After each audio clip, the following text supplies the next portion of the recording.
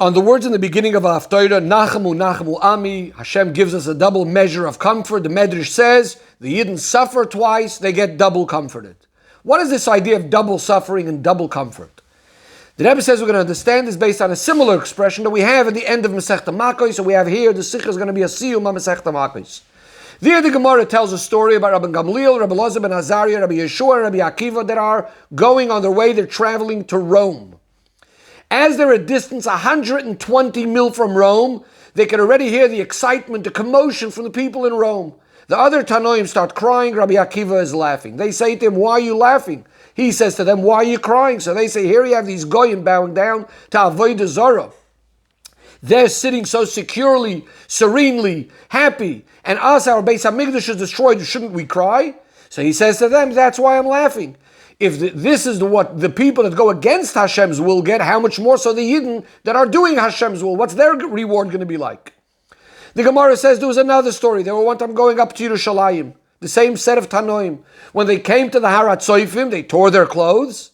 When they come to the Har HaBayis, they see a fox coming out of the place of the Kodesh HaKadoshim, they start crying. Rabbi Akiva is laughing. They say to him, why are you laughing? He says to them, why are you crying? So he says to them, they say to him, the place that regarding this place it says V'hazora Korev Yumas, a foreigner that gets close will die, and now foxes are going here. Shouldn't we cry? So he says to them, that's why I'm laughing. There's a passage that says, Hashem says, I have set for myself faithful witnesses, Uriah HaKoyen and Zechariah ben Yevarechyo. What is the connection between these two people? Uriah is in the time of the first Beis HaMikdash. Zechariah is in this time of the second Beis HaMikdash. How are they two witnesses? Says Rabbi Akiva, because the nevuah of one is dependent on the nevuah of the other. Regarding Uriah, there's a passage that says like this, that because of you, Tzion will be plowed like a field. Yerushalayim, the Beis HaMikdash, will be plowed like a field. By Zechariah, there's a pasuk that how the old men and women will be sitting in the streets of Yerushalayim in peace, etc. As long as the nevuah of Uriah wasn't fulfilled, the Har HaBayis is being plowed like a field, I was concerned that the nevuah of Zechariah, of Geula, won't be fulfilled. Now that I see the nevuah of Uriah being fulfilled, being plowed like a field, foxes going there, I know that the nevuah of Zechariah will be fulfilled. When they heard this, they said, Akiva nichamtonu, this double expression of comfort. The Rebbe says, the question over here is, what is really the basis for their argument, and which inyanim of halacha could we learn from this machloikas between these Tanoim and Rabbi Akiva? The truth is, the Rebbe goes through many questions in diyukim in these stories. I'm not going to be able to go through all of them, but hopefully through discussion of the Sikha, some of these things will be answered. The Rebbe says simply, Rabbi Akiva is going according to his famous shita of Kol da'avid rachamanu l'tav avid. Whatever Hashem does is always for the best. And that's really the theme of these two stories. Rabbi Akiva is looking at the current situation, which seems to be a negative situation, and he already sees the future, as opposed to the other Tanoim. But the question of this is, this idea that you're supposed to be looking at everything and recognizing that Hashem is doing it for the good, no one argues with this. So we still need to understand what's really going on in these two stories. And again, more questions that the Rebbe has, which we're not going to go into all of that right now. So the general explanation, says the Rebbe, is, let's first understand what Rabbi Akiva is actually asking. What does he mean when he says, why are you crying? Should be quite obvious why they're crying. What his question is, what caused you to cry now? In both stories, they knew earlier on the power of Rome. They knew earlier on about the Beis HaMikdash having been destroyed. What he's asking them now is, what caused you to cry specifically now?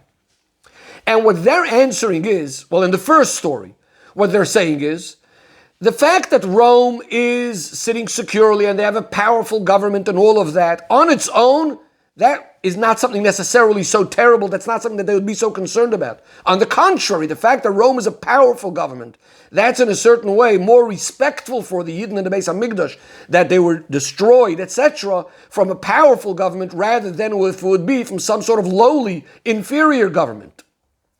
However, the claim and the argument is, how could it be that at the very same time they are sitting so securely and calmly at the time that the Beis HaMikdash is sitting desolate and destroyed? This is the biggest Chilul Hashem and Chilul Shem Yisrael. And furthermore, even if it was relevant that they should be strong in the time of the Churban, why are they still sitting so calmly and peacefully? Similarly, in the second story, the fact that the fox is coming out of the Kodesh HaKadoshim, this is the most greatest Chilul Hashem and desecration of the Yidden's name. The place that the Kohen Gadol could only go into on Yom Kippur, and now foxes are going there.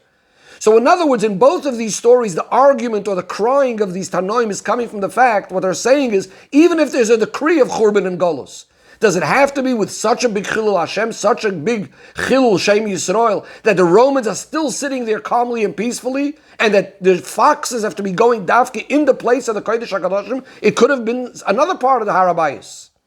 Says Rabbi Akiva that yes, it's true that the fact that Rome is sitting peacefully is the biggest Chilul Hashem. But from this we could see if the Oivrei Ritzoyne, those that transgress Hashem's will, are getting such amazing things, from this we can understand the great reward the Yidden are going to get. In other words, he's seeing in the negative, he's seeing the good that results out of this. So too in the second story. Of course, he never had a doubt whether the Nevuah of the Geula is going to come. But to what extent is the Geula going to be? That's the question. When he sees the Nevuah of the Churban being fulfilled in such an extreme, powerful way, that it's being plowed like a field and foxes are going from there. That itself tells me how amazing the Geula is going to be, that it's going to be fulfilled in the greatest possible way. And the Rebbe says, we could see this in the pasuk itself that he quotes. He says, Sion is plowed like a field. What happens as a result of the plowing? Plowing is not to destroy the field. The more you plow, the better the fruits are going to be. Says the Rebbe, based on all of this, we can explain now their machloikas, that it's really dependent on a general shaila that applies in a number of mitzvahs. Do we take into consideration now in the present something that's going to come up in the future regarding another mitzvah? For example, a doctor says if you're going to fast on Tzom Gedalia, which is not as strict as a fast as Yom Kippur, of course, if you fast on Tzom Gedalia, you're not going to be able to fast on Yom Kippur. Do we say that we need to take the future consideration into account? So too over here. Currently there's a Chilul Hashem. But eventually there will be a much greater Kiddush Hashem coming out of all of this when the Geula comes. Which one outweighs the other? Rabbi Akiva is of the opinion the future outweighs what happens now, as opposed to the other Tanoim. So even though, yes, now there is a Chilul Hashem, but there's going to be even a greater Kiddush Hashem coming out, and that's why that overpowers, and that's why he's laughing. The Rebbe says this machloikus is connected to another more general question in halacha. You have a situation where you could fulfill a mitzvah with all of its details, but through that you're going to be missing in the hidur of the general mitzvah. The flip side of that is, the other side is, you're going to be mekayim the mitzvah behidur, but you're going to be lacking a certain detail of the mitzvah, although not a detail that's absolutely crucial. Which one outweighs the other? Doing the mitzvah with all of its details, or a hidur in the general mitzvah. Example, you have a bris. If you're going to do it in the morning, early morning, zrizin makdim mitzvahs, it's a very important part of the mitzvah, but you're going to be lacking the hidur of beroivam hadras melech. If you're going to do it later, you're going to lose out on the zrizim makdim mitzvah. But wow, what hidur are you going to have? Such a big crowd. Which one outweighs the other? Again, the machloikus of Rabbi Akiva and his friends.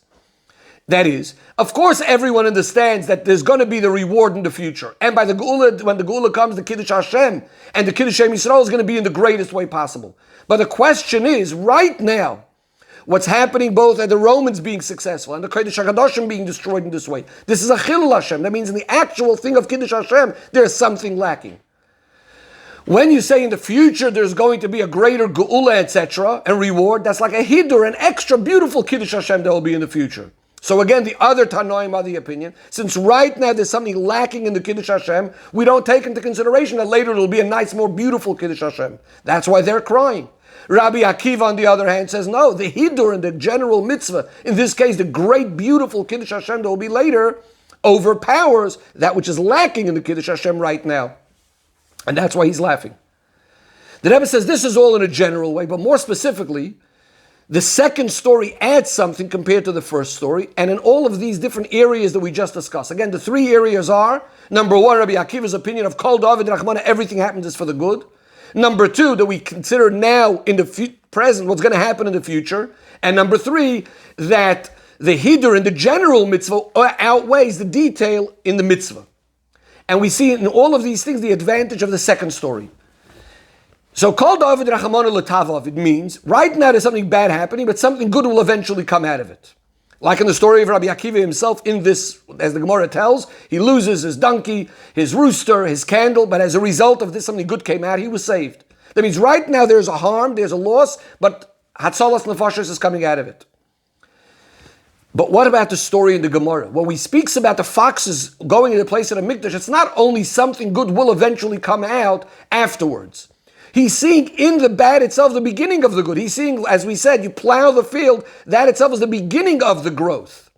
This idea that it's mamish part of the Geula, you don't notice as much in that first story where he's speaking about the success of Rome, teaches us about how good the Yidden are going to have it. So too in the other shilas of halacha that we spoke about, which outweighs the other? Is it fulfilling the mitzvah currently, or what it's going to cause in the future? Or the hidur in the general mitzvah? You're going to lose out on a detail in the mitzvah. In other words, what do we see over here? Again, there's two sides. You have to decide which one outweighs the other. So, and generally, again, this is being more seen in the first story.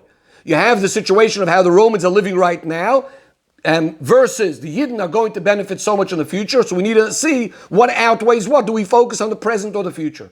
But in the second story, it's not only a question which one outweighs the other. Rabbi Akiva only sees in the second story, in the plowing itself, in the foxes going there, he only sees the Kiddush Hashem that's starting currently, right now, already with this plow-like activity. So the Rebbe, now we understand why they say the double expression, Akiva nichamtonu, the double nechama. Because there's two things. There's number one, all the beautiful things that will come out in the future. But number two, that not only it's going to be in the future, but it's already all starting right now. He already sees in the negative. In the extreme negative, he sees the positive. The Rebbe says, actually, who's the one that says this? Dafka Rabbi Akiva is a Ben Gerim. In other words, he's coming from a place. Who's the one that could see within the bad, within the klipa? It's transformation. Only someone that's himself, someone coming from that place. Rabbi Akiva, who's coming from Gerim. So too, we know regarding Rabbi Akiva, he only started learning at the age of 40. This is the question about present versus future. If he would only look at his current state right now, he would never get to his level. When he sees right now what his potential, what could come out of him, this is what causes him to become the Rabbi Akiva who he was. The Rebbe now applies this to the Nachamu Ami.